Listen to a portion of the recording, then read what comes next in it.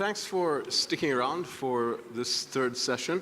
We're going to look at specifically about how U.S. defense industries can assist with economic diversification in the UAE and in other Gulf countries that are going in the same direction as the UAE. And I'd like to thank my distinguished panelists for being with us today. It's a great honor to have you. We'll try to make this conversational and snappy, and also leave some time for Q&A as well. So that will begin. And we'll start with Mr. Yafei, if I may. And let me ask you just to describe the economic diversification efforts in the UAE in general, and specifically with an eye to promoting national defense and security sector, if you would. First of all, thank you for having me here. Oh, thank you. Is this clear? It is. So I think it's no secret that everyone is aware of UAE's economic vision of 2030. Not only there is a UAE's economic vision of 2030, but there is also the Abu Dhabi economic vision of 2030. In parallel, also Dubai has another economic vision for 2020, 21, right. 23. It shows you that consciously the country is working towards moving away from this hydrocarbon-based economy into a more diversified one. Now, zooming into Abu Dhabi, the vision articulated on several verticals or areas of concentration, being the tourism, real estate, health, telecommunication, financial securities, and so on and so forth. And I think just a couple of weeks ago, we inaugurated the Louvre, which shows you that they've made a plan and they are moving towards it. Yeah. Consciously, we are aware, of course, that our natural resources will deplete sooner than later, and we are working towards celebrating that day, as our leadership said. Right. Exporting the last barrel of fuel. And where does the national defense industries and security sector come in? Is it just part and parcel of the kind of sort of economic diversification efforts that you mentioned, or is there a special role for that? It serves a couple of purposes. One, of course, is the sovereignty of the state. There needs to be some level of independence when it comes to security forces. This is one. And again, it's well known that defense industries are catalysts for innovation in technologies. Usually any innovative technology starts up groomed within a defense application, then moves into the commercial applications. So it is important. It employs brains. I do not think UAE can ever be a labor-intensive economy, so it has to be a knowledge-based economy, which means, R&D is a part of it, and defense industries play a big role in that. Excellent. Mr. Harris, can you describe where companies like Raytheon and other major U.S. defense corporations come in, and other kind of corporations fit into that framework? Yeah, so thank you very much, Hussein, and thanks for having us here this afternoon. I would tell you that we've been on somewhat of a journey, and as Dr. Kennedy indicated this morning, this is a journey that spans some 30 years of partnership with the Emirates. We're looking at ways to further bridge and build our relationship with the Emirates. With respect to cooperation and partnership in the element of defining and building a defense industry, we have a couple of circumstances and instances where we've done it in the past, and I'll give you a couple. The work, we just celebrated our 10th anniversary recently of a partnership with Abu Dhabi Shipbuilding, of working with them on the Bayuna class to integrate and deliver guided missile capability for their Bayuna class. Most notably, first a rolling airframe missile, launcher, and the missile itself, as well as the Evolved Sea Sparrow missile and launcher as well. That has been a partnership that I would say was very successful, proven out by way of successful tests and operations, and I believe served as a framework and a basis for further collaboration.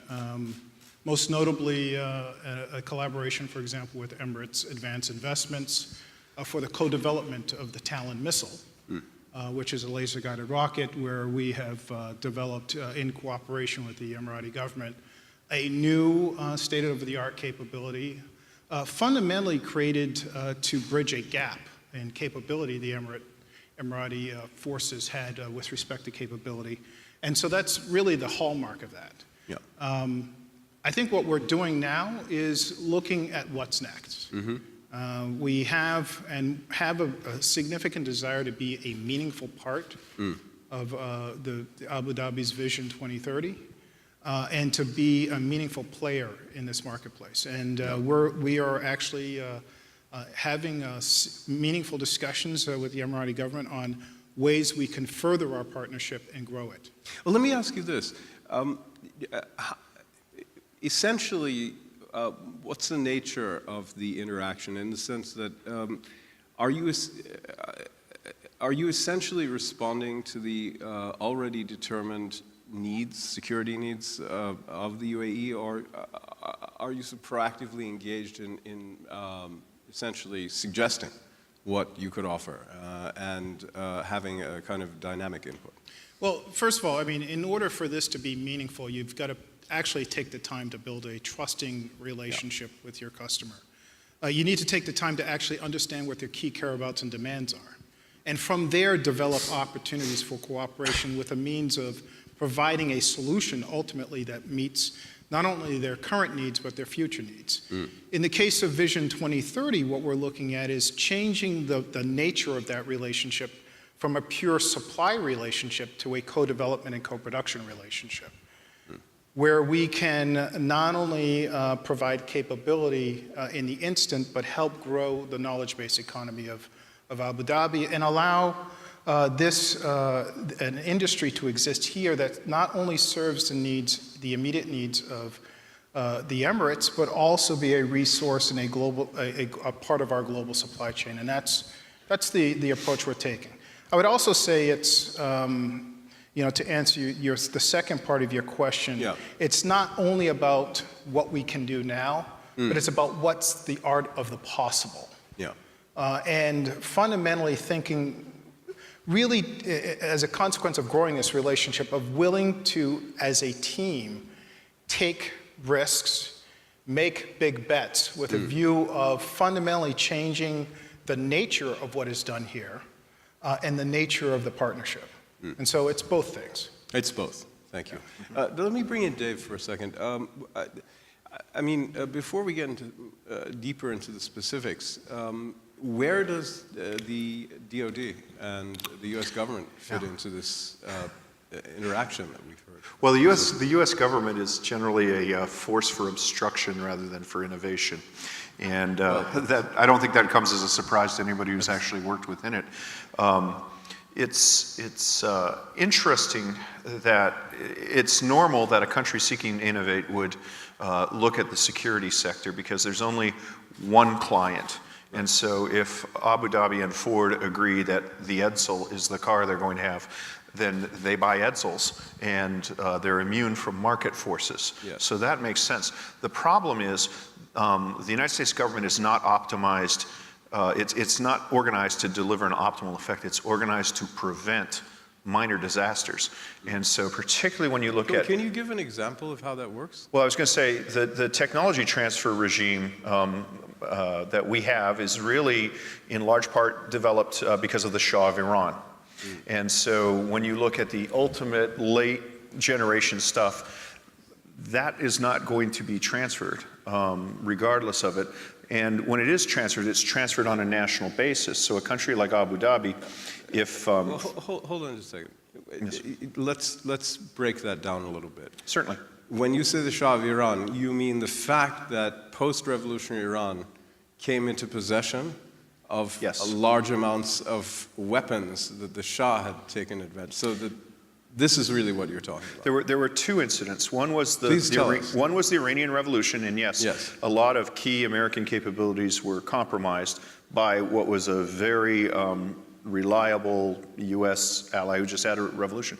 The second was there was a sale of Hughes helicopters to the East German Foreign Ministry, Forestry Ministry in the 70s. They turned around and sold them to the North Koreans. They were the same helicopters as the South Koreans had. I see. So there's been an entire bureaucracy that is set up to stop that protect from transfer, happening again. and the people who work there don't have responsibility for international cooperation.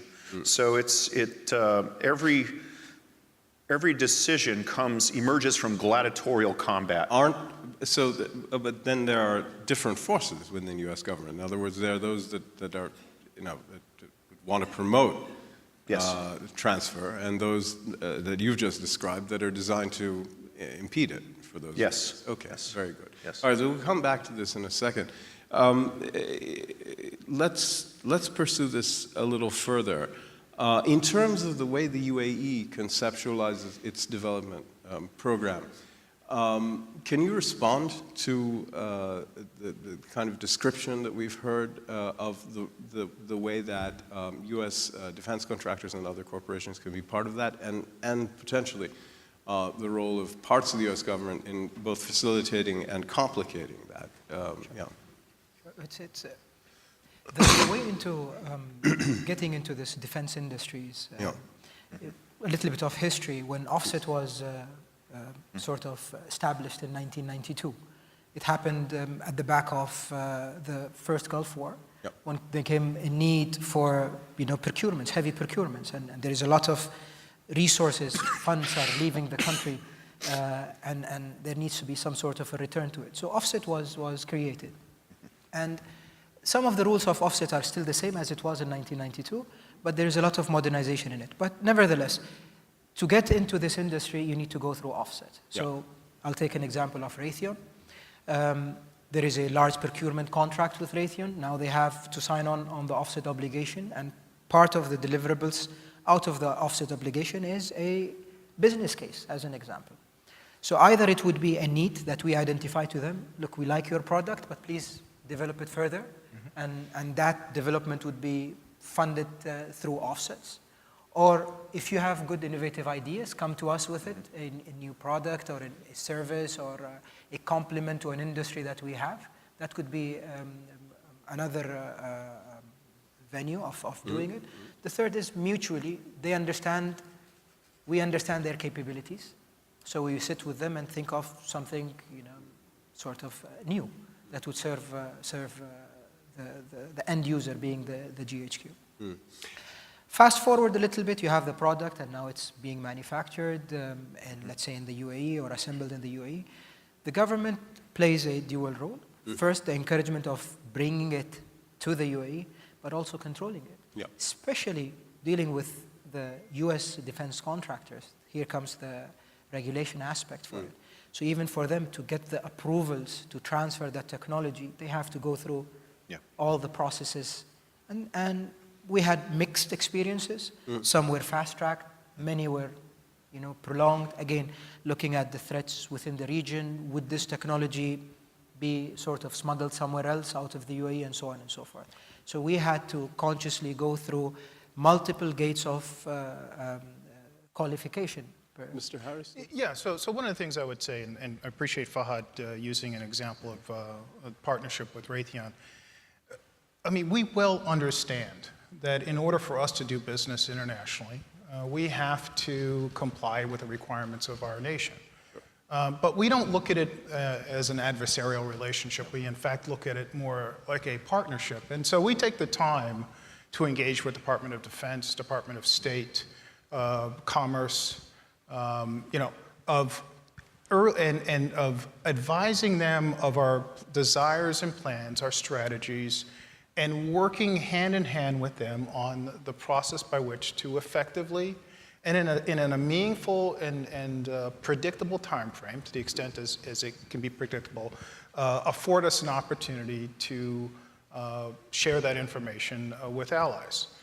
And so the thing that I would say, when it becomes adversarial and when it becomes an issue and a challenge, is when we've not engaged early. And I would advise one of the key tenets of the work and the progress and the journey we've been on as a company has been by way of working it as a partnership, early engagement, of involving all the stakeholders in a process, of being perfectly crystal clear with respect to expectations, desires, and plans, and then work in partnership not only with the U.S. government, but Emirati government on the art of the possible. Yeah. Sorry, I should clarify. My adversarial comment was referring Internal, within the U.S. government, sure. not between government and Well, industry. I think we get that, but building off of that, you know, both of your co-panelists have talked about, well, I wouldn't say obstacles, though Dave did, but also just things that have to be navigated in a certain sense. So has Raytheon in particular ever come up against major bureaucratic obstacles dealing with either or both governments? And if so, you know, if this was difficult to overcome, I mean, how do you manage that? So I would tell you that, you know, if I looked in the history, in my personal history of almost 35 years in the business, wow. Yeah, I can point to circumstances where there were difficulties or challenges. But I would instead focus on where we are today and more importantly, where we're going in the future. And I would tell you we're in a much better place today. One, with respect to the discipline that we have with respect to working the process of export. Who's the we? We, our company, in partnership, obviously, with the stakeholders in government. Yeah. I think we're in a much better place, and and I would also say, you know, the role of government and its desire to advocate and strengthen defense cooperation. I think we're in a good place. Why? Why is that? Why has it gotten better? Because I think we all recognize the importance of having a strong, trusting relationship with our allies. Okay. We understand the ramifications of not having a strong. So the strengthening of the bilateral relationship between the UAE and the United States has had that impact. I mean, among other things, has made it easier. Absolutely. Is that right? Absolutely. Okay. Very good. It played a huge role. I mean, I've been, you know, again, I've witnessed several of these relationships, and the better the relationship you have G to G with that particular defense contractor's government, the easier it becomes to get the approvals, you know, push through the process. And there is a learning curve as well. I remember to have a establishment, industrial, you know, establishment in the UAE, it only makes sense from an economical point of view if I can export the product of this entity and, you know, generate revenues. Yep. In many instances, we get restrictions from a government point of view. This technology is transferable to you, but only for your use. Right. So you couldn't export. So I cannot export. Yeah. In reality, how much of that is contributing to my GDP? Not much. Not much. Not No. much. Yeah. But in time, you know, we've learned that perseverance played a role. You know, continue pushing for it, comply. You know, having this compliance office helped a lot. You know, between our governments. And I would agree that certainly has been the case. I think one of the things we continue to, and I would say, we're in the process. It's a journey of sorts, right? Our intention as a company, and I'll just speak for Raytheon. Our intention is to create capacity that can not only support the immediate need of a program, but more importantly, be a part of the global supply chain. You know, I think about it this way. We all have competing demands on our investment capacity. Why make an investment that has a finite life? Right. Versus an investment by way of a partnership with the likes of Tawazun that not only does that capacity meet the requirements of an instant contract, but also, to Fahad's point, be part of a global supply chain that supports industries or companies or countries here in the region or around the world. The point is, we need to think more seriously about that potential to fundamentally give us all the wherewithal to make more efficient use of our resources. That's a great and point. I think that's the piece. And so with that in mind, I think it's important as part of this early engagement process that we have that critical conversation with our customers to say, here, this is what we intend to do. Yep. so that the approval process is one of a global nature and not of an instant program requirement. Which raises an interesting question vis-a-vis the sort of, the meaning of this kind of private sector development for the UAE. To what extent is the development of national defense industries here conceptualized as as first and foremost a national security issue? And to what extent is it conceptualized as a potential source of foreign exchange and value added? Or both equally? That's unlikely, but. It has started off as, of course, mainly for the national security aspects. Relationships, they change. Yeah. And you need to ensure that there are, what do you call it, at least some sort of sustainability of your defense capabilities and available to your armed forces. And that was the starting point when we decided to have defense industries in the UAE. And not only that, we have created a specialized zone for it. So Tawazun Industrial Park / specialized zone is there, providing all the security aspects that will allow these industries to come and establish themselves and start working. And once you have industries collocated in a geographic location, they would talk. And when industry talk, you end up with a phenomena of technology slipovers. And when it slips around, it promotes further industries, smaller size, second tier, third tier industries to come there. So on a longer term, on a short term, you achieved what you wanted in terms of the national security, having the basic industries being in there, keeping the engine running, for lack of any better words. Sure. But on the longer term, you ended up establishing the second, third tier suppliers who supply to these major industries, hence promoting some economic growth. And that, at a minimum, can be That a would major be at the export. minimum.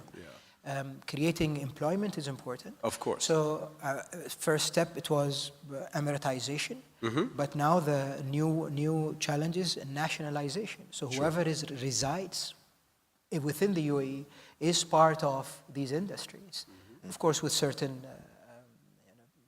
categorization, but nevertheless it's a national industry rather than just an Emirati industry. Now, in terms, Dave, of potential for Emirati exports, there are certain categories of weapons or defense products around the world that are, let's say, at or over capacity. Right. Where perhaps the opportunities for any potential would-be new exporter are limited. Could you talk about that a bit? Yeah, well, look, the world shipbuilding industry is way over capacity. Every air-to-air fighters, way over capacity.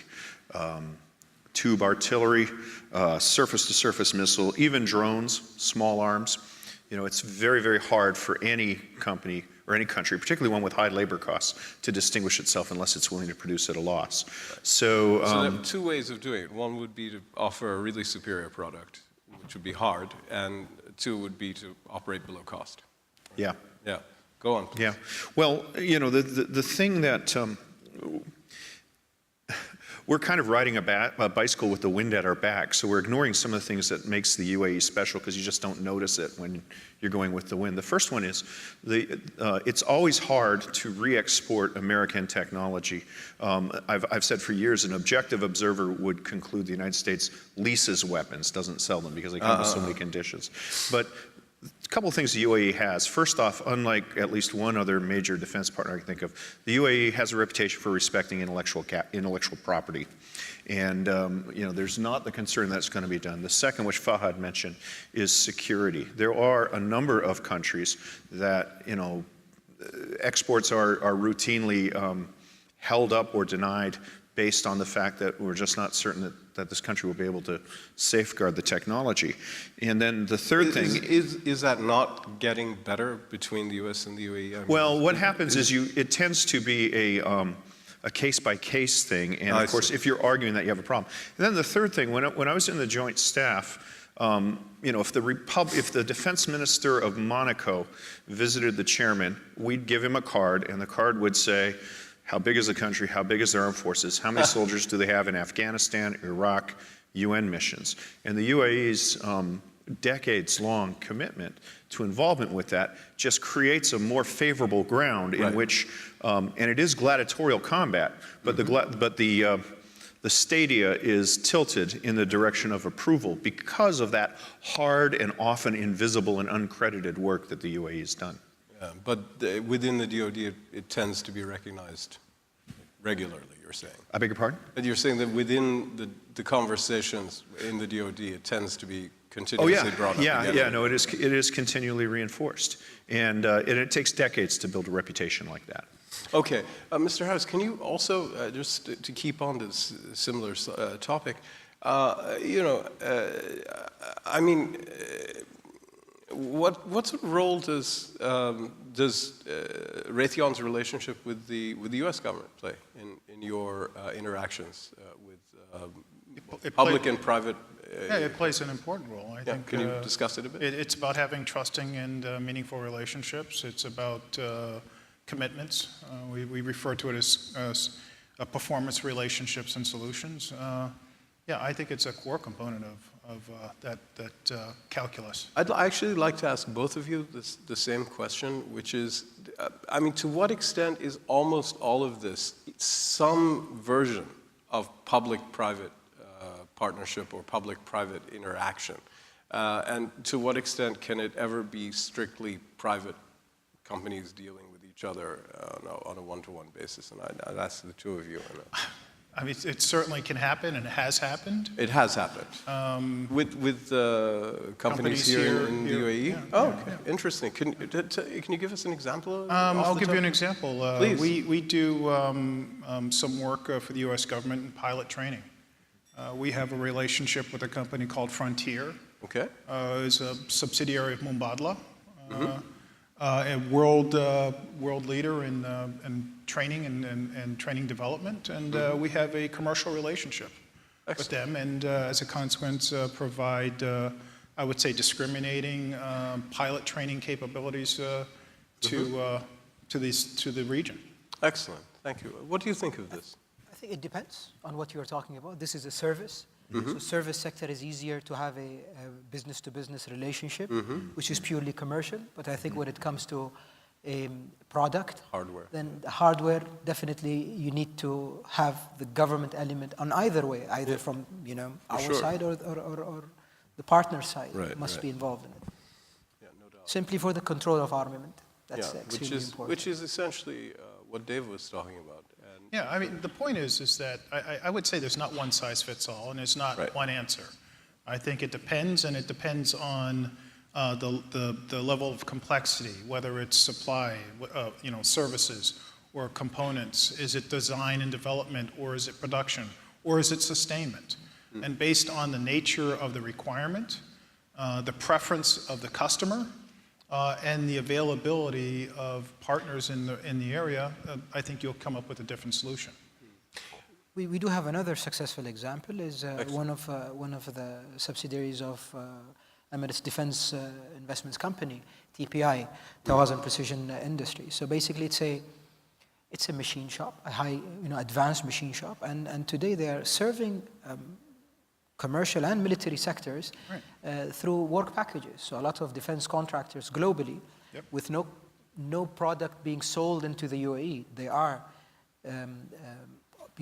placing work packages with this company for their larger global supply chain management. In general, are there clearly articulated short, medium, and long-term goals for the development of the private sector in the UAE, especially defense industry, or is it being done under a kind of broad umbrella, but in effect, in a more ad hoc manner than that? It's not articulated, but at the same time, I would not say it's ad hoc. It's Okay, more something of in between? calculated. chaos, more or less. Calculated chaos is good. Yeah. Can you describe it a little? Yeah. So the definition of short-term, medium-term is changing, ever evolving. That's Nowadays, true, if you say 2 to 3 years, is this mid-term or is it short-term? Yeah. According to my you're boss, right. this is short-term. 2 years is a short-term planning. Having that said, again, we started with baby steps. So even the growth of the sector started with machining because we wanted to understand. It would have been very easy back in the 90s to say, let's come and build a propellant plant in the UAE. Okay, it sounds nice, but what do we know about propellants and mixers and so forth? We took the baby steps, started small, and we do have a munition plant in the UAE, which was seeded by offsets, which is in production and it's working and it has contracts. So there is a vision. We do work nowadays into articulating it. It is important to have it, to just continue building on what is there. So it's in the pipeline, I would say. End result is definitely, if I can say, a unique UAE product, which is 100% owned and operated, designed. The whole intellectual property is ours, which is also exportable with demand in the international markets. That would be the end result. Okay, so building off of that, then, Dave, we talked about where there might be overcapacity in the global market, but then there are certainly areas of opportunity. There's undercapacity elements. So can you describe where opportunities might exist? Yeah. Especially for export. Yeah, one area that, quite frankly, shocks me that all the GCC nations are not more active in is naval countermine warfare. Given the reliance of on sea lanes for this, and the fact that this is something that a variety of approaches need to be employed. And some of them are, technologies, some of them are innovative driven. There's the possibility for use of different fibers for different sensing, muons like they used to find the new chamber in the Great Pyramid of Giza. There's a lot of pure research there, and it fits in almost perfectly with the STEM agenda that we hear here. You almost want to see something along the line of, the prize for latitude, given out. And it just strikes me that the United States, Britain, and the GCC countries have just slept on this for years. A second area that I think would be really interesting is electronic countermeasures, and particularly ways, when you look at the dependency on like GPS in this part of the world, not just for munitions, but also civilly, where things like most unified civil defense, ambulance, fire are synchronized to a GPS clock, and the network will fall down. That, again, is something that 1,000 flowers can bloom, and there probably is somebody studying at a university in Abu Dhabi or Dubai right now who could come up with an innovative approach to that. And quite frankly, when you're dealing with countermeasures, you want to have a broad range of approaches from different disciplines so that the countermeasure is less effective. And then finally, one thing that is kind of low tech, but again, it's amazing to me. Most artillery munitions and bombs have a dud rate. The fuse on them fails to go off between 20 and 40% of the time. It's really remarkable. And again, could be a multidisciplinary approach to build a fuse that had, say, a failure rate of less than 5%. That would be world-beating technology. And again, it fits in perfectly with the STEM initiative here. And honestly, I don't care who really develops the technology. And that would have an instant buyer, particularly in countries like the Nordics that are more concerned about explosive remnants of war, quite frankly, than they are with actually fighting wars. So there's a number of areas I think would be useful. So having established all of that, Mr. Harris, the sort of vision of maybe some of the potential opportunities, to switch back over to Raytheon, so if you were to look over the next, say, I'm not going to say whether it's short, medium, or long term, but over the next 3 to 5 years, what sort of development of the relationship are you looking for? And what sort of vision do you have for improving the already excellent relations? Our intention is to fundamentally grow the relationship, build capacity, be able to leverage the industry here, be a meaningful part of its further development, Yep. and do so in the areas that are in our core competencies. Do you have specific projects in mind? What are you working on right now that's particularly exciting? So the thing I would tell you, I'm not going to go into specific projects, but I will tell you our core competencies are things that are very well published in areas that we see a keen demand in, both here and in the balance of the region, if not the world. Integrated air and missile defense, command and control, precision-guided munitions. Another thing that has both defense and commercial applications, cyber. Where we believe that might have an opportunity for significant use not only here and be able to develop that capacity here, but also employ it and use it around the world.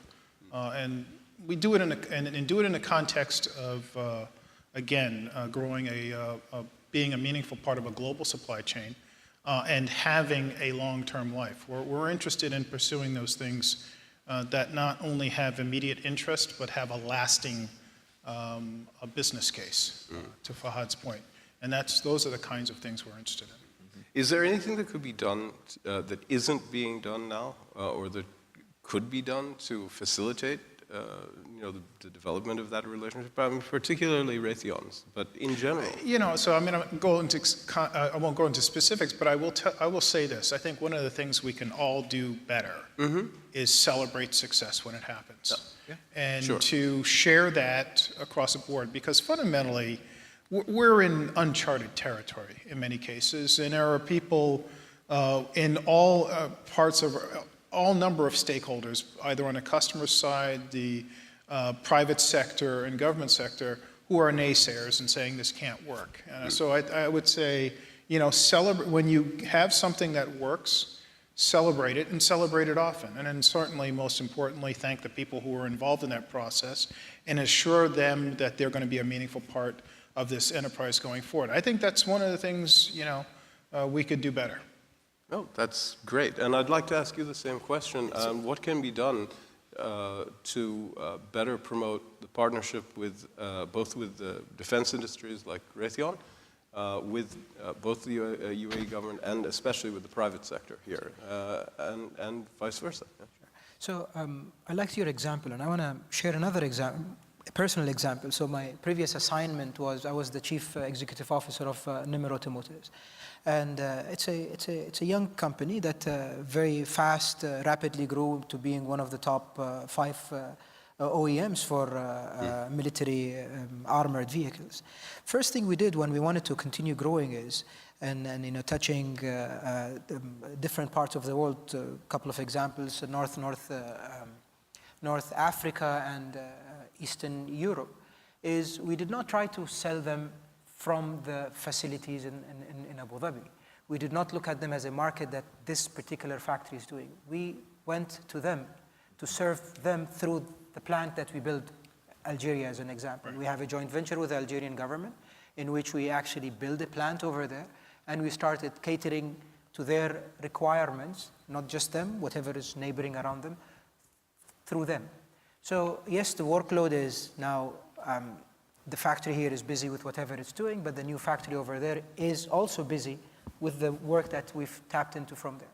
And the message here is, OEMs should look into, when you are moving into the UAE or specifically, is do not look at this facility as taking work from your main premises. That's a formula of failure sooner than later. You need to start thinking of, I am establishing a plant or a factory in the UAE, not only to serve the UAE, but also the area around it, relieving whatever growth plans I had from my primary facilities is still considered a growth. Sure. Maybe a smaller piece of the pie, but nevertheless, it is growth. Oh, definitely. Dave, do you have any thoughts about how the relationship could be strengthened? What more could be done? Well,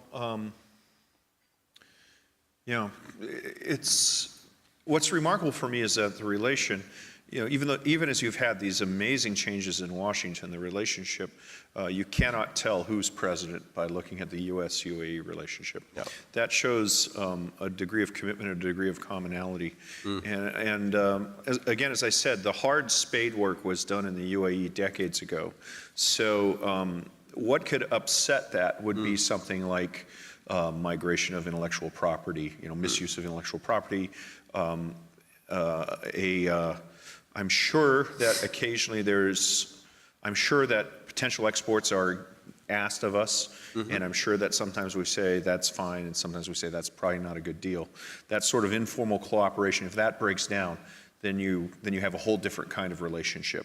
So the thing to bear in mind is there are people in the U.S. government, their sole job is to stop stuff going, and you got to keep the arena tilted like that. And anything that tilts it the other way is a bad thing. And it's very, very hard. But the United States government lurches. It very rarely sets a steady course towards excellence. What it does instead is just lurches as it tries to avoid the last disaster. So you got to make sure that you're not complicit or involved or the source of that last disaster. Mr. Harris, let me ask you this. I mean, looking even further down the road, say 20 years from now or something like that, where's the largest ambition for your relationship, and not just the broadest ambition, the broadest ambition, the biggest vision that Raytheon might have, both for its dealings with the UAE, public and private, and also something we really haven't touched on, but and in fact it may be very similar, but other Gulf Arab countries. Maybe we can just broaden the aperture a little bit to talk about the other countries, and very soon we'll go to Q&A. So simply put, our long-term vision is to become a global company. Yeah. And that's one that has the capability and capacity with high fidelity to design, develop, build, and sustain across the world. Do you have a time frame for that? That would be proprietary. Proprietary. Fair enough. I don't blame you. So presumably you may have one, but in all seriousness, we see this here, the work and the partnerships and successes we've had in the UAE setting the stage and the foundation for having that be part of it. We have, for example, landed company in Raytheon, Raytheon RSL Systems Limited in UK. We have a landed company in Australia. That is part of a global mindset. We're looking at opportunities of doing that other places. Those two companies are sovereign resources of those two nations. As my boss, Dr. Kennedy, would say, when he goes and visits those two locations, he has to get a visitor badge and be escorted because they are sovereign resources, and they have the capability to design, deliver, produce, and sustain, and continue to refresh technologies and do that globally. That is the kind of approach we're looking for, and looking for countries like the UAE to create those kind of additional opportunities and replicate that, if not improve on those models for sustained growth. That's where we would like to go. Excellent, thank you. I'd like to ask you pretty much the same question, or a similar one, which is looking, say, 20 years down the road. What's the vision of the UAE for its private sector, including its defense industry, but the private sector in general, and economic diversification? If you were to sketch out a fairly ambitious vision, how would you describe it? I cannot go back 20 years ago, because 20 years ago, I don't think we had private sector then. Oh, I'm looking 20 years ahead. Going ahead, 20 years. Okay, sorry. There is an importance. Government is incentivizing the private sector to start recruiting more. It's trying to encourage the private sector to partner up with international companies to establish a presence. of course, we've already known in a non-military domain, all these free zones around the UAE. Abu Dhabi, UAE has around 27 free zones, but mainly, for the non-military business. And for military business now they have 3 or 4, so that shows you that they're trying to, again, encourage it into it. How far do they want to go with the private sector? I think they want to come at par with the government. Government cannot continue being being loaded, in lack of any better word, running the whole country A to Z. So they need the private sector to step up, and whatever the government can do to support. And we see it as being part of the government in Tawazun, the instructions we receive to continue promoting, educating. I think education is extremely important. Building awarenesses. We've seen a lot of opportunities being missed by many defense contractors simply because of lack of awareness. Lack of awareness. Can this be done in 20 to 25 years? Of course you're not referring to us. No, I'm just looking at you. It's those other companies. Present company excluded. Everybody else. Yes. But you'll be surprised. It's indifferent to the size of the organization. Sometimes this lack of awareness. Time frame. It's ongoing. Yeah. It's ongoing. It's a silly question, but I want to get your sense of how ambitious that is. So. Anyway, all right, let's open it for questions and answers. I believe there's a microphone, if I'm not mistaken. So we've got Hamad Haroon right here, and if you can let us know who you'd like to answer your question, including the whole group. Thank you. The question is to Fahad. We've seen how Iran has developed its missile program. We've seen also how it profilated that to other groups. So we've been under attack by Houthis. Hezbollah's got this missile capabilities, developing their own missile capabilities. Yet, as those threats proliferate, we're still dependent on purchases of missile defense from outside. When do you think the UAE is going to indigenize its own missile defense? سؤالك حساس. Thank you for the question. I don't think I can answer all of it because of certain security aspects, but it suffices to say that missile defense is a system of systems, and it has to be within collaborations. And alhamdulillah, the good relationships that our government has with allied forces allowed us to have good control over our missile systems. Are we working into having our own? Certain components of it? Definitely, we're working on it, but it takes time. This is a highly guarded IP of advanced companies. The envelope is being opened, but very slowly. You can't achieve that within 10, 15 years. It's a longer term solution. You have to build the foundation for it. You need to build the mindset of your newer generation through collaborations with universities and so on and so forth. So it's work in progress. Okay, very good.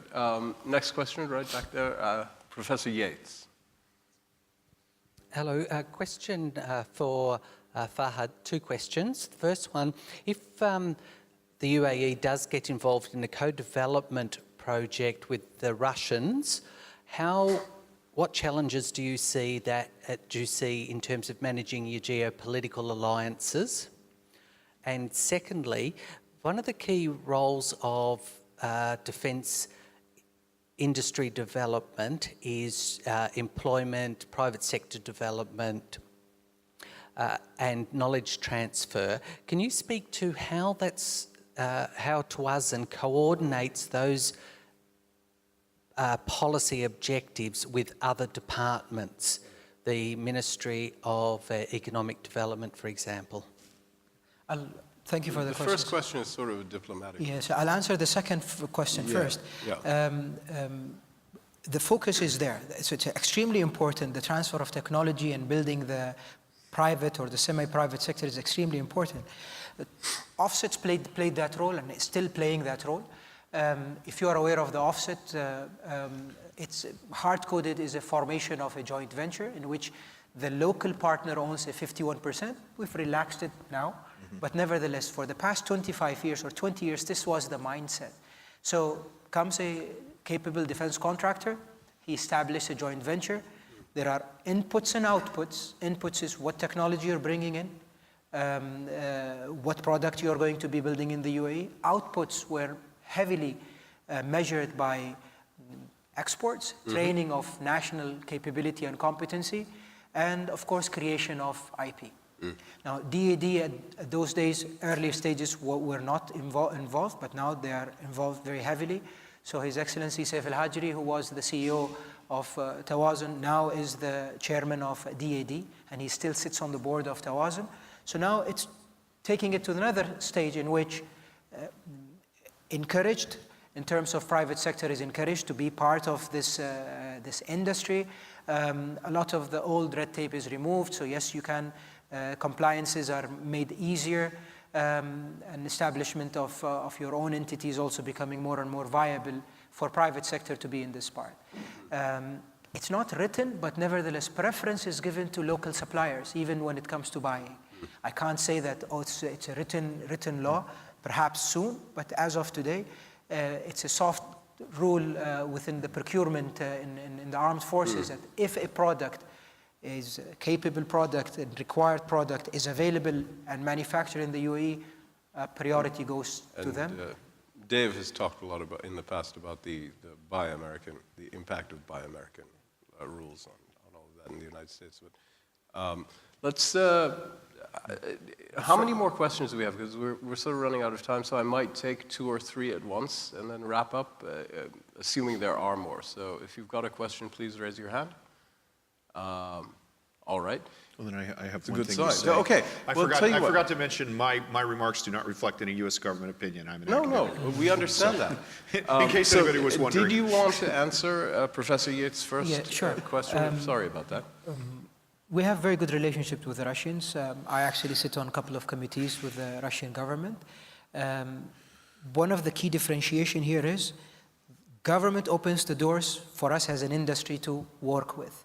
So I would say we are in the decision process, we are shielded as the industry from the geopolitical situation, because when the door is opened through my government, it means that I move ahead and work on whatever proposals are on the table.